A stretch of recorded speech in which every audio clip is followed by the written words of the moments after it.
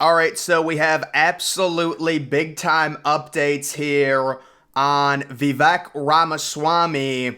And this was predicted by me back in early March when I came out with a video and said, listen, Ramaswamy, the way he talks, the way he articulates himself, he will be the rising star of the 2024 election. Ramaswamy closes in on DeSantis as Trump dominates in a new poll. We're going to break everything down. What's going on right now with Ramaswamy? What's going on with the Republican? The debate coming up in a month. Can Tim Scott make a move? Can DeSantis get back on track? And really what I want to start with is the dynamic within the Republican Party currently. You have the outsider, which is Ramaswamy and Trump, which will pose a significant problem for Vivek to overcome the Trump thing, because there are people that are going to vote for Trump no matter what. How many of those people would switch to Ramaswamy? I kind of liken it to Ramaswamy is actually the better version of Trump, to where he's smarter, younger, they've got way less dirt on him. And think about it, the Democrats already blew their load and their wad on Trump being the next Hitler. Trump's terrible, Trump's this, Trump's that. They knew they were overexposed, so then they started going in on DeSantis. They got really threatened by DeSantis because he won Florida by 20 points, and he basically completely turned that state red. I mean, say what you want about DeSantis. I understand it's political. A lot of people are Trump supporters within the Republican Party. Everyone wants to turn on DeSantis because he's seen as the number one threat to Trump. But DeSantis has been phenomenal when it comes to his leadership of Florida. If you want to argue that, he won the state by 20 points. There's a mass exodus to Florida, and everything supports that Florida is now doing better with DeSantis. But either way, let's get back to the whole thought. Is Ramaswamy, who's saying a lot of the same stuff Trump is, it's almost like he's Trump on steroids, to where he's even taken it to the next level. And I do think Ramaswamy, the way he articulates himself, the only thing that's keeping him from being the perfect candidate is lack of experience, him only being 37 years old. If he was 42 or 43, this would be much different. And also, nobody knows who he is. That should change. Well, that already has changed. He's going everywhere. I mean, this dude is worth, what, $700 million, $500 million, whatever it is. And he's going and doing events every day. It certainly is. It's just so impressive. You don't see people that are that rich go out every single night. Iowa, New Hampshire, wherever. He's doing events left and right. So he really has a passion for talking to people and politics, and that's really half the battle. We can see the issue that DeSantis has had in really not engaging. He also goes on CNN. That's the other thing with Ramaswamy that kind of makes him like almost like a glitch. He's just smarter than everyone. That's the easiest way I can explain it. He's smarter than any Democrat they send up there. There's a few polls out there that, a lot of Trump supporters are saying Ramaswamy's in front of DeSantis. Yeah, I don't really see that personally. I know there was one poll that might have said it, but the real problem right now is it's the establishment politician, which is DeSantis, Mike Pence, Tim Scott, Nikki Haley, versus the outsider, which is Trump and Ramaswamy. Now, how does Ramaswamy get the Trump base to vote for him? This is where it gets really tough, because there's also the idea, what if they put Trump in jail? Well, I can pretty much guarantee you Trump would run for president from jail, and there would be people that would vote for him. But let's say for whatever reason Trump is out of the picture. You've got Ramaswamy possibly elevated to that number one position, because a lot of the Trump supporters would just go over to him over DeSantis, because DeSantis right now has some type of black cloud surrounding his campaign that he really needs to remove. And maybe he will at the first debate, but it's just like I'm looking at this whole situation and I'm seeing, and it's really nothing against Trump, but Trump has so much baggage. We saw what happened in 2020. Look, I don't want to rehash this stuff, but we do have to be fair to Trump.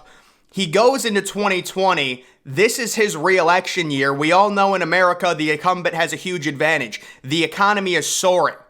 And in March of his re-election year, right when his re-election campaign is kicking off, he's forced to shut the country down. Is that not the biggest, just bad luck situation you could ever imagine for Trump? Nobody talks about it.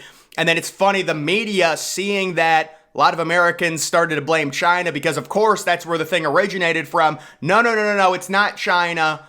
Blame America. And now we have this kind of weird thing where you've got all the Democrats kind of kissing up to China and the Republicans liking Russia more. Who is a bigger threat, China or Russia? That should not be a question that needs to be asked. If you really genuinely do not know the answer to that, you need to do research, guys. It's not close. China is 1,000 times bigger of a threat. It's not comparable. We're comparing an anthill to a monster truck with those two. Just in terms of technological advancements, my goodness. But listen, I don't want to go off on a tangent here. The whole thing with Ramaswamy, I just think they've blown their load on Trump. He's the next Hitler. He's terrible. That's their argument.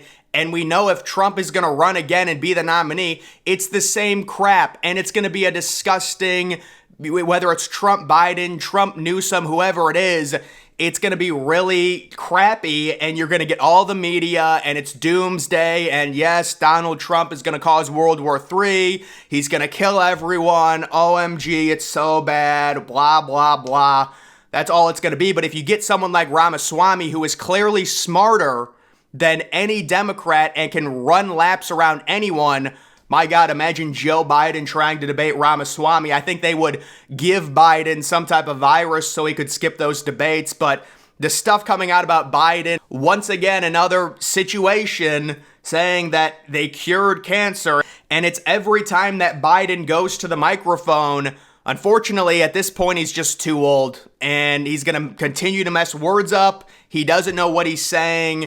It is sad, but at this point, you'd think there would be enough people that would wake up and say, yeah, this is a clown show. You're mistaking the general public and a lot of independent voters for just complete fools if you really think people are going to vote for this dude who cannot form sentences. Every time he goes to the mic, he's saying something wrong.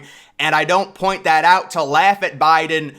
No, I feel bad for Biden, but I do think a lot of people need to start waking up. Unfortunately, the thing with the Republicans, the whole thing, Ramaswamy versus Trump, there's so many people that just love Trump, and I understand the whole outsider thing, but it's like you've got a guy in Ramaswamy who really does not have much baggage. I'm sure they're going to attack him. Of course they will, but in terms of comparing him to Trump, I mean, what are you going to say? Ramaswamy is worse than Trump? You turn into the boy who cried wolf. Of course, Democrats coming out a few months ago when they were really threatened by DeSantis, they started to say he was worse than Trump because the fear-mongering has to reach the next level, and at a certain point it becomes such a clown show. All right, if Trump is Hitler, what does that make DeSantis? If you think DeSantis is worse than Trump, and then could you imagine Ramaswamy entering the mix in a debate against a Democrat? It would be so epic. But either way, guys, Ramaswamy, do I think he has a chance to win? As long as Trump is in the race, he's not going to win. It's just not possible because there's an overlap in voters. You know, would independents vote for Ramaswamy? Definitely over Biden, although the age is going to be a problem. Can you trust him at 37? It's going to be a bit of an issue, but I just think Ramaswamy, with how smart he is, that's the exact leader you want. Someone who's so cutting edge. They know the technology. They're in the times. They're 37, so they're going to be investing in their own future, running the country. This is the type of people the United States needs to be electing. It's the smartest. It's the most articulate. It's, maybe 37 is a little bit young. I would like 42 or 43, which is more DeSantis' age, but it's not terribly young. Although I will say, you got to be 35 to be president, so that's right on the edge. But I would love to see Ramaswamy become president. Can he be the VP possibly for Trump? That comes down to a career decision for Vivek because, if things go wrong, if Trump loses the general with him as VP, that is going to hurt him going forward. But either way, he has made a name for himself in the Republican Party. We don't want to go too far into it because he is young and he does have to prove himself. But him at the debates, I'm sure he is just going to completely hit it out of the park. We will see. Either way, I think if Trump is facing significant legal trouble, he's still running no matter what. So that seems almost anecdotal. But if Trump somehow had to drop out, I do think it would be a complete cluster with Ramaswamy possibly catapulting into that lead position for president. And then you would think, would Trump endorse Ramaswamy if he's ineligible to run? Again, Trump can run from prison, so I really don't know how that works. But either way, guys, we will see. That's going to do it for this video. Make sure you're following me on Twitter. Link to that's always in the description.